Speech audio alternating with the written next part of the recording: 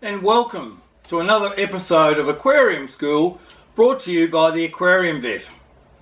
My name is Rob Jones and I'm one of the team members of the Aquarium Vet, and in this presentation we're going to talk about an introduction to water chemistry.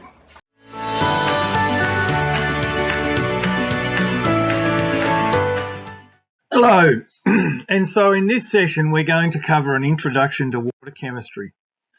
And the idea is that we want you to be able to more thoroughly understand water chemistry, which is the basis of keeping fish healthy and alive.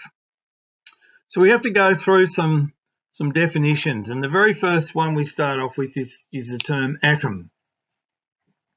An atom is the basic unit of all matter, and they're electrically neutral. And so what that means is that in an atom we have positive components called the protons, and these are located within the nucleus of the atom, along with the neutrons, which actually have no charge.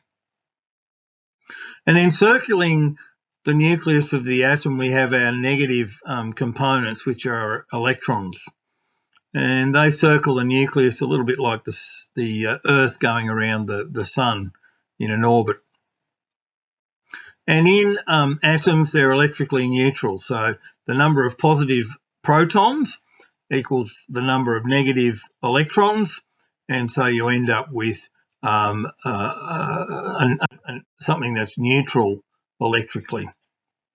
As I mentioned, the electrons revolve around the nucleus, and they revolve in different layers depending on the number of electrons present. So if we look at hydrogen on the left there, it's got a nucleus with one proton in it, which is the red circle, and then we have one single solitary electron, the black circle, circling around the nucleus.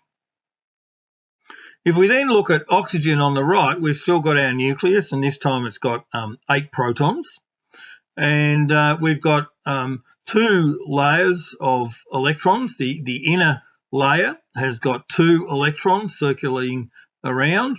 The outer layer has 6 electrons, so we have a total of 8 electrons, and with 8 protons in the nucleus, it's electrically neutral. The next term is element, and an element is when there are a group of atoms, all of which are the same. So we've got hydrogen, oxygen, sodium, potassium, etc., etc. And our elements are depicted with a shorthand name. And so we have either 1 or 2 letters, and the first is always capitalized. So if we look at hydrogen, it's capital H. We look at oxygen, it's capital O. We look at sodium, it's Na, so capital N, lowercase a. And then on the periodic table, we have what we call the atomic number, and the atomic number is the number of protons in the nucleus. And if we remember back to that previous slide, we had hydrogen had a single proton in the nucleus, so it's atomic number 1, so it's at the start of the periodic table. And oxygen, with its 8 protons, has an atomic number of 8. So here's our periodic table. We're not going to spend a lot of time. If you did any chemistry at high school, you'll have been familiar with it, but in the top left-hand corner, we've got hydrogen, which is number 1. If we go down to the next row and across to the right, we've got C, carbon, N, nitrogen, O for oxygen, all of which are very important in water chemistry. We then go down to the third line, start at the left, we've got Na, which is sodium, Mg is magnesium, and so there's a lot of various elements within that periodic table that are vitally important in water chemistry. And one group of these elements that are important is the halogen group. This is a group of non-metals, and they occupy the second last column in the periodic table, and I'll show you that again in a second. But it includes fluorine or fluoride, which is in our drinking water, chlorine, which is very important if ever we're doing any disinfecting. We usually use a chlorine or bleach solution. Bromine, which is very, very important in seawater if ever you're using any ozone. It relies on the bromine in the seawater. And then iodine, which is very, very important in thyroid health. And so if we look at that periodic table, you'll see there it's that column across to the right. You've got F at the top, which is fluorine or fluoride, Cl, chlorine, Br, bromine, and I for iodine. And they are very important, and in different presentations we'll talk about them in a bit more detail. The next term we need to look at is molecule, and this is where there are two or more atoms, and they may or may not be the same type of atom, and they're combined together. They're usually in a set arrangement, so what happens when we have a molecule, the various atoms that make up that molecule are all arranged in a certain way, and they're electrically neutral. The protons and the electrons equal the same amount, and so they're electrically neutral. And these atoms are then held together by what are called covalent chemical bonds. And so we've got three examples here. We've got oxygen, O2, so that's two oxygen atoms together make up the oxygen molecule. We have water, H2O, two hydrogen atoms, one oxygen atom make up the water, H2O. Salt, sodium chloride molecule, NaCl, Na sodium, Cl for chloride. And a chemical compound is a molecule in which the atoms comprising the compound are different. So, for example, oxygen is a molecule, but it's not a compound because there's two oxygen molecules. There's no difference. Whereas water, H2O, a hydrogen and an oxygen, and salt, sodium and chloride, are both molecules, and they're also compounds because the atoms are different. And so if we look up the top, we've got salt, NaCl, we've got water, H2O, and the other one we've got there is ammonia, one nitrogen, three hydrogen, which is very, very important in fish waste and the nitrogen cycle, which we will look at very closely and already have in other presentations. That nitrogen cycle is so critical for maintaining fish. Another definition is the term ion, I-O-N. And this is where an atom or a molecule or a compound, the number of electrons does not equal the number of protons. So right up until now, atoms, molecules, compounds, they're all been electrically neutral, where the number of electrons and the number of protons are the same. In ions, they're different. And depending on whether you've gained or lost electrons, you can have either a net positive charge, so you've lost an electron, or a negative electrical charge if you've gained an electron. And the charge can vary from 1 to 4, so +1, +2, +3, +4, -1, -2, -3, -4. Generally, only charges 1 and 2 are critical in our water chemistry. And then there are two major groups of ions. There's the monovalence, which is a single charge, and the divalence, which is a double charge. So if we look at the monovalent ions, we've got there sodium, Na positive, potassium, K positive, chloride, Cl negative, and bicarbonate, HCO3 negative. So one hydrogen, one carbon, and three oxygens.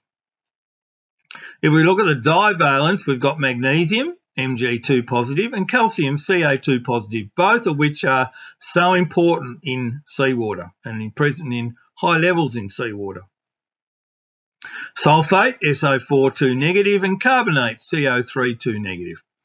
And then the other term we need to use is an anion. It's a negative charge, and it's negative because it's got two N's in it, and the cation is a positive charge. So if we look at sodium, it's a monovalent cation. If we look at magnesium, it's a divalent cation. If we look at carbonate, it's a divalent anion. So that's ions. And what happens is that when two ions meet together to produce a molecule, so you'll have a sodium ion, Na positive, meeting a chloride ion, Na negative, it produces the molecule or compound sodium chloride, NaCl. Another example is calcium carbonate, which is found in limestone. Very, very important in water hardness. You know, we talk about hard water, and that's often due to high levels of calcium carbonate. And we talk about that in another presentation where we look specifically at hardness in water. But calcium carbonate is formed where a calcium ion, Ca2 positive, meets a carbonate ion, CO3 2 negative, and so you end up with the electrically neutral molecule of calcium carbonate. Now, chemical reactions occur when one or more ions, molecules, or compounds are changed into another substance. These reactions are usually reversible and they are effectively balanced. So you've got to have the same number of atoms on one side of the equation or reaction as you do on the other. So as an example, we've got compound AB plus compound CD. The arrow's going either way, so the reaction could go forwards or backwards, but you end up with compound AC and compound BD. So that's a chemical reaction.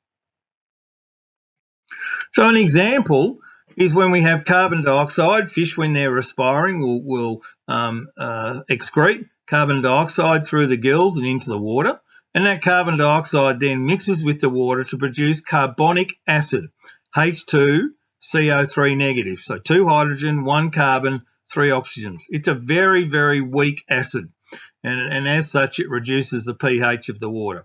So the first line shows the equation, CO2, carbon dioxide, plus water, H2O, produces H2CO3 carbonic acid. And then what happens is that it breaks down and starts to what we call dissociate. And so it loses in that second row 1 hydrogen ion, and we know from the pH presentation that hydrogen ions are what causes the acidity. So as the number of hydrogen ions increase, the solution is more acid, and that decreases or reduces the pH of the solution. And then we're left with HCO3 negative, which is bicarbonate. HCO3 negative is bicarbonate, dissociates further and produces and releases another hydrogen ion, and in that last line you end up with carbonate, the CO3 2 negative. And so it's very important that you have an understanding of this basic chemistry so that you can understand how to maintain your water quality. And we'll talk about water quality in a lot of other different presentations. And we will see you in the next presentation of Aquarium School.